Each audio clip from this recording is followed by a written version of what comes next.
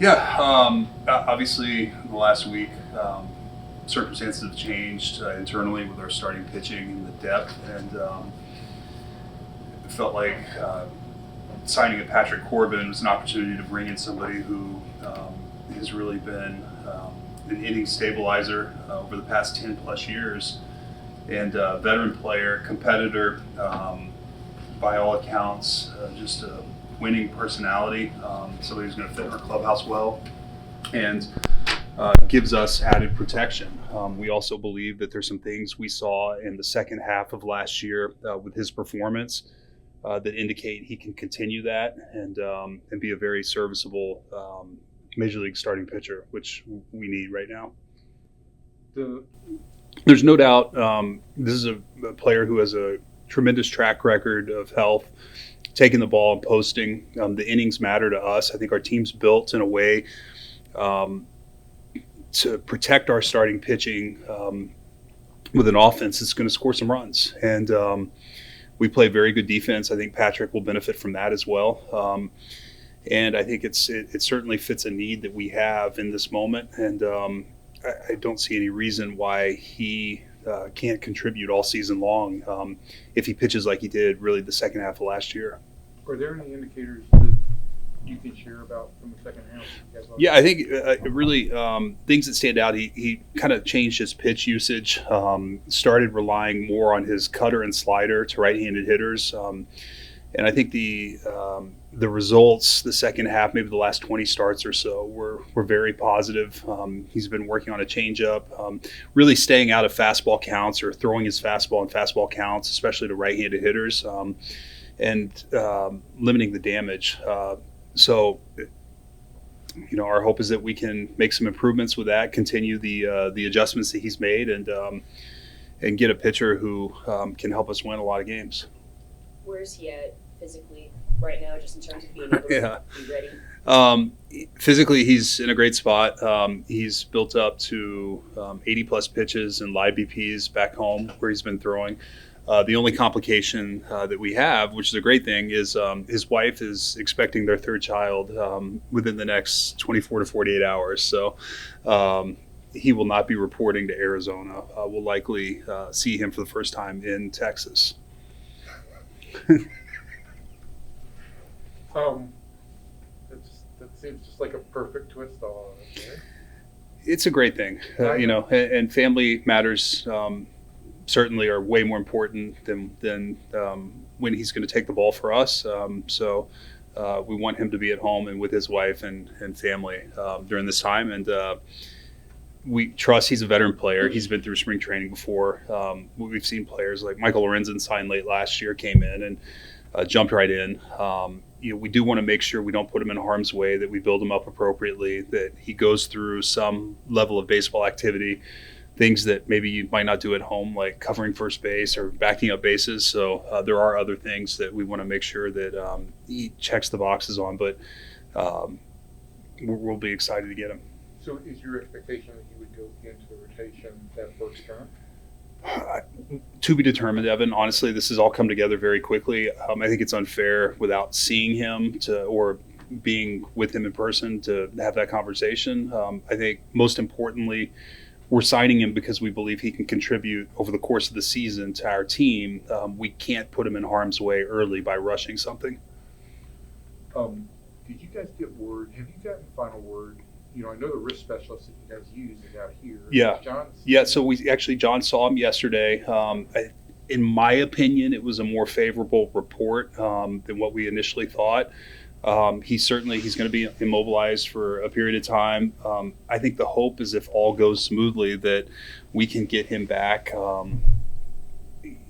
June sometime. I don't know if it's early June, mid-June, late June, but I think originally we thought this may be, even after the deadline or the All-Star break in the deadline. But the timeline seemed a little more positive. The healing will determine everything. But no plate, no surgery? No surgery, no plate. Yeah. Yeah, that is fair. Yeah, very much so. Along those lines, I was kind of racking my brain trying to recall the pitcher breaking pitching hand Yeah. or wrist. Yeah. Have you guys come up with No, anything? and we really haven't researched it, Dave. Every injury is different. Those two injuries are exactly the same. So, I've heard of some injuries. We had one last year, I believe it was last year, with a pitcher who punched a wall and broke his hand. But this was just an unfortunate incident. Anytime a player sustains a injury of this nature to their throwing arm, you want to be careful with it. And we have a responsibility to John to make sure that we take our time, build him back up, and he'll be a significant contributor for us when we get him back. But we got to do it right. Can't rush him. No, Sale fractured his wrist, but I think it was his non-throwing wrist when he was already on the IL. Uh-huh. And somebody fractured theirs during 2020. They didn't pitch because it was like it happened in spring training. Yeah. It was also non-throwing wrist. I couldn't find an example of somebody throwing. Yeah. Yeah. It's actually kind of amazing you haven't seen this more, really. I've been hit with a lot of line drives. They hurt. Yeah. How does this potentially impact the status of Ladder and Rocker in their Wednesday rotation? Well, I think there's, they're both in competition. There's opportunity for both of them to make the team, whether it's in the rotation or in long relief. We're obviously going to need innings. We've got some shortened down starting pitchers to start the season, with Tyler, Jacob, potentially Jack, Kamar. So we're going to need innings one way or another. Performance is going to dictate it, and which is a great thing. There's opportunity for somebody to just take it and win a spot. Patrick may or may not be ready to start the season. There may be 2 spots available. We've got a lot to figure out in the next 10 days before opening day. But I can tell you I like the quality of our arms. I can't tell you how it's all going to come together. Yeah. So you are leaving open the possibility that both of them could be in your opening day rotation. Very much so. We obviously Patrick's not here. We can't rush him. We probably need to see him throw live, and then we'll take the next steps. So there's, the first at least turn or two, there may be opportunity for multiple starters. The main thing we want to see is these guys continue to make progress over the course of spring training. They both have at least another outing left, and there's some other names in that mix too. Dane Dunning's throwing today. We've recalled Garabito back to Major League Camp. He's had a very good spring. Patrick Murphy's thrown well. There are a number of Adrian Hauser's thrown great. I'm going to leave somebody off, and somebody's going to get mad at me for omitting them and read into it. But we've had a number of arms throw really, really well this spring. This is going to be something that may come together right at opening day, maybe even the days after opening day, based on how we deploy our starting pitchers the first few days of the season. When was the last time you saw Corbin throw? When you guys laid eyes on with the scouter? We had somebody, he threw a bullpen back home today, and we had somebody there Okay. with him. So we've seen him live in person. Today? Okay. Yeah. Mm-hmm. Where's home? Jupiter, Florida. Yeah. Yeah. You guys have anything else? Everyone, just generally Yeah. speaking, we always talk about the growth and development of young players. Uh-huh. But you bring guys into the organization, it's important, maybe someone like Corbin, to find opportunities for growth. And it just seems like you guys have brought in veteran pitchers the last few years. Yeah. How Jared, I love your question because it's speaking to my own personal experience. At 35 years old, I had a little bit of a renaissance in my career, and won comeback player of the year, and then won a World Series the next year. And this is a very established, successful major league pitcher. He's got a very good pedigree, and as I talked to him in the last few days, there's no reason that there can't be good years ahead of him. My hope is that as an organization, we do the things that can help him take that next step and evolve into what I believe can be a very successful pitcher. So we've got some ideas. It's premature to present those ideas until we get around the player and understand, what he sees in himself and what he wants to accomplish. But yes, this is a healthy pitcher who's had a lot of success at the big league level, who's got all the intangibles. He's a great competitor and determined. He's motivated, great teammate. All those things signal that there's still good innings left ahead of him, and our hope is that we can help him achieve that. see why. One other thing, without going too much into detail, numbers wise, but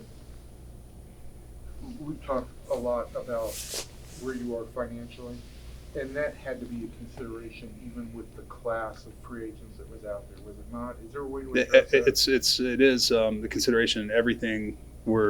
Every aspect of our decision making. It's at the forefront right now. I mean, it puts some limitations on how wide you can cast that net.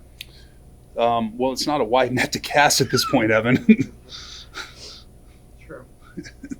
There's some guys out there, not many, but you know what I mean. It just puts a limitation on what you can spend on this. Yeah, and you're weighing that against what you have internally, and we have very good projection systems, and there's an element of financial risk that you're willing to take, and there's some that just doesn't make sense at times. And I know that I know where you're going with this. I'm just saying that it's not solely a financial decision. It's a little bit of a cost analysis in terms of the performance too. Yeah. Real quick, Chris, with the signing of Corbin, is there any update on Cody Bradford? Cody shut down for 4 weeks. I think the last few days he's felt better. But we're gonna be conservative here. He's got a bright future ahead of him, and we'll go 4 weeks no throw. At that point, it'll probably be another 3 to 4 weeks at least of build up, if not longer. So, we're probably looking at late May, early June. Don't hold me to that, Mike. Timelines change, but right now, that's kind of where things stand. That could be a little bit earlier if you bring him back as a reliever, correct? Yeah, if we build him up as a starter, it's going to take a full, 5 or 6 weeks. Yeah. If we shorten him down, it could be. It depends on what the needs are. I mean, Right. We view Cody as a starting pitcher. I think what we saw this spring, he was phenomenal. He was pitching great and really showed us that he was ready to be a mainstay in the rotation. But the best way to impact us this season may be shortened down. Who knows? We may need the length at that point. We'll just determine that when it kind of when he's ready. Shorten down and then stretch out up here. That's a possibility as well. Yeah.